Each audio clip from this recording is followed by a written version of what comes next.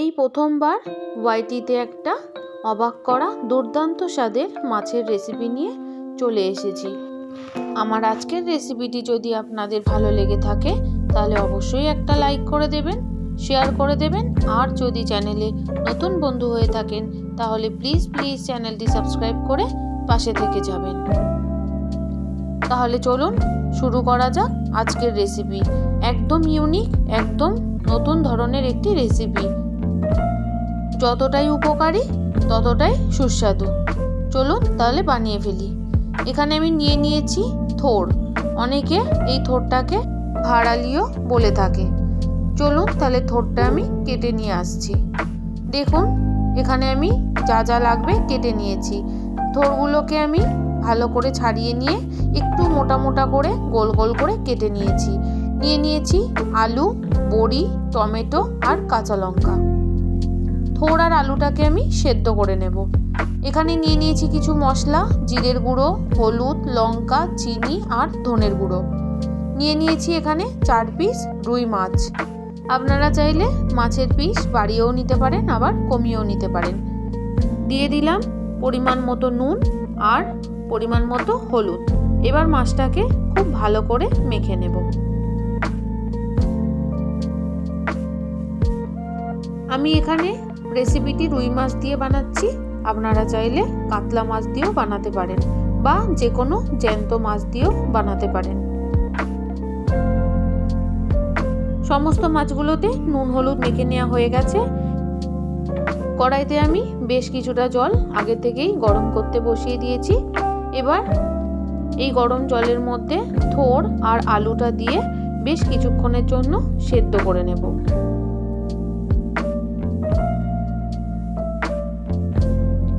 সমস্ত আলু আর থোড়গুলো দেওয়া হয়ে গেছে। এবার আমি ঢাকা চাপা দিয়ে দিলাম। 5 থেকে 7 মিনিট সেদ্ধ করে নেব। 5 থেকে 7 মিনিট পর আমি আপনাদের দেখাবো যে কতটা পরিমাণ সেদ্ধ হয়েছে। একটা থোড় আমি হালকা করে খুন্তি দিয়ে চাপ দিয়ে দেখালাম যে দেখুন থোড়টা কিন্তু খুন্তির গায়ে লেগে যাচ্ছে, তার মানে থোড়টা মোটামুটি সেদ্ধ হয়েছে। এবার আমি ছাঁকনি দিয়ে সমস্ত থোড় আর আলুটাকে ছেঁকে তুলে নেব।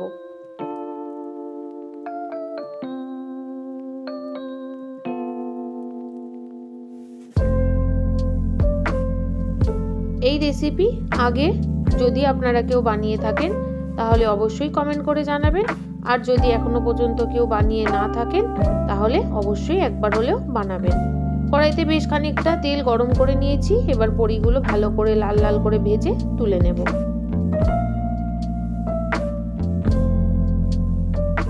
আমি এখানে বিউলির ডালের বড়ি নিয়েছি। বন্ধুরা, বিউলির ডালের বড়ি দিয়েই কিন্তু এই ঝোলটা আপনারাও করার চেষ্টা করবেন। বড়িগুলো ভালো করে ভেজে নেওয়া হয়ে গেছে। এবার আমি তেল থেকে ছেঁকে তুলে নেব।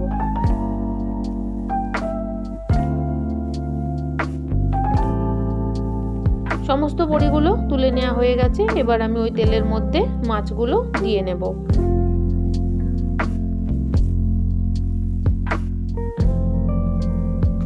মাছগুলো কিন্তু খুব বেশি কড়া করে ভাজবো না বা লাল করে ভাজবো না, হালকা করে ভেজে নেব। মাছের এক সাইড ভেজে নেওয়া হয়ে গেছে। এবার আমি আস্তে আস্তে উল্টে দেব, দিয়ে আরও এক সাইড ভালো করে ভেজে নেব। তবে বন্ধুরা আপনারা একটু সাবধানেই কিন্তু মাছটা ভাজবেন, গায়ে তেল ছিটিয়ে আসতে পারে।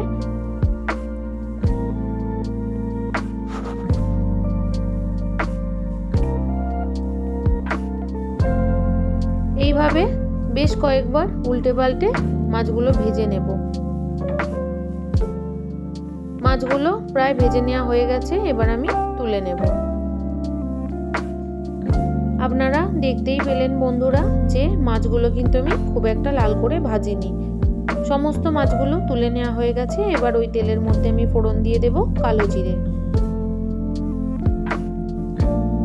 একটু ফোড়ন করা হয়ে গেলে দিয়ে দেব সেদ্ধ করে রাখা আলু আর থোড়। এবার একটু ভালো করে নাড়াচাড়া করে নেব।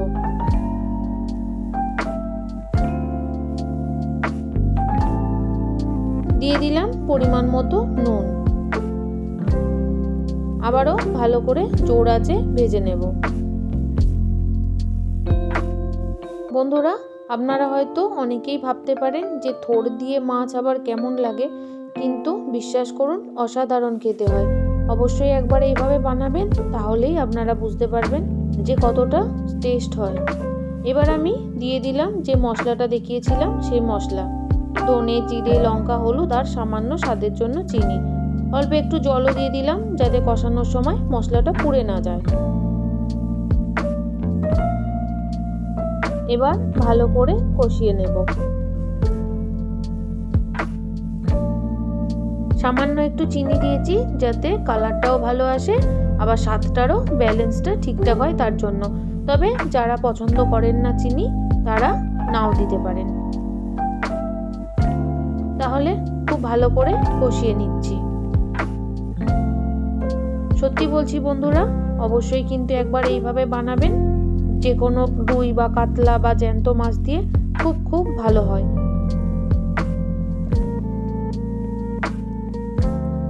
দেখুন বন্ধুরা, কষাতে কষাতে কিন্তু জলটা একদম শুকিয়ে গেছে।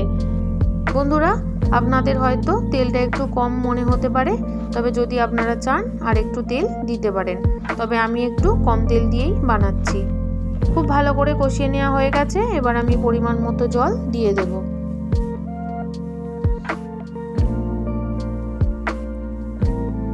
এই ঝোলটা একটু পাতলা পাতলাই হয়। এবার খুব ভালো করে মিশিয়ে দেব। আপনারা যে যেরকম ঝোল রাখতে পছন্দ করেন সেই অনুযায়ী কিন্তু জলটা দেবেন। ভালো করে মিশিয়ে নেওয়া হয়ে গেছে। এবার আমি ঢাকা দিয়ে দেব, যাতে যেটুকুনি থোড় আর আলু সেদ্ধ হতে বাকি আছে সেটুকুনিও সেদ্ধ হয়ে যায়। ঢাকনা খুলে আমি আপনাদের দেখাচ্ছি যে দেখুন, খুন্তি দিয়ে চাপ দিলেই থোড়টা কিন্তু কেটে যাচ্ছে। এবার একটা আলুও কেটে দেখাচ্ছি। দেখুন কি সুন্দরভাবে কেটে গেল, তার মানে আলু আর থোড় সেদ্ধ হয়ে গেছে। এবার আমি এর মধ্যে দিয়ে দেব আগে থেকে ভেজে রাখা মাছ আর টমেটো। টমেটোটা আমি আগে দিইনি, যেহেতু এই ঝোলের মধ্যে টমেটোটা আমি একটু গোটা গোটাই রাখতে চেয়েছি তাই।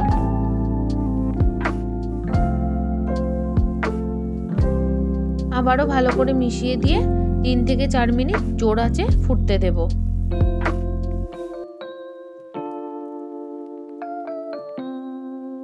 যেহেতু আলু আর থোড় পুরোপুরি সেদ্ধ হয়ে গেছে, তারপর আমি মাছ দিয়েছি, তাই আলাদা করে আমি আর ঢাকা দেব না।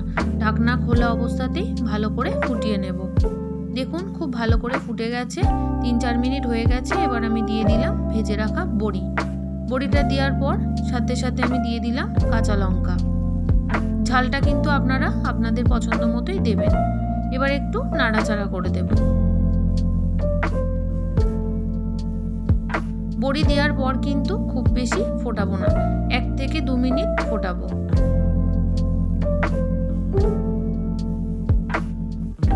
এবার সবশেষে আমি দিয়ে দেব অল্প একটু ধনেপাতা। ধনেপাতা দিয়ে আরও 30 সেকেন্ডের মতো ফুটিয়ে নিলেই তৈরি অবাক করা রেসিপি থোড় বড়ি রুই। রেসিপিটি আপনাদের কেমন লাগলো অবশ্যই কমেন্ট করে জানাবেন। আর যদি রেসিপিটি ভালো লেগে থাকে তাহলে অবশ্যই একটা লাইক শেয়ার করে দেবেন। দুপুরের গরম ভাতের পাতে থোড় বড়ি রুইয়ের এই অবাক করা রেসিপিটি কেমন লাগবে অবশ্যই কিন্তু জানাবেন।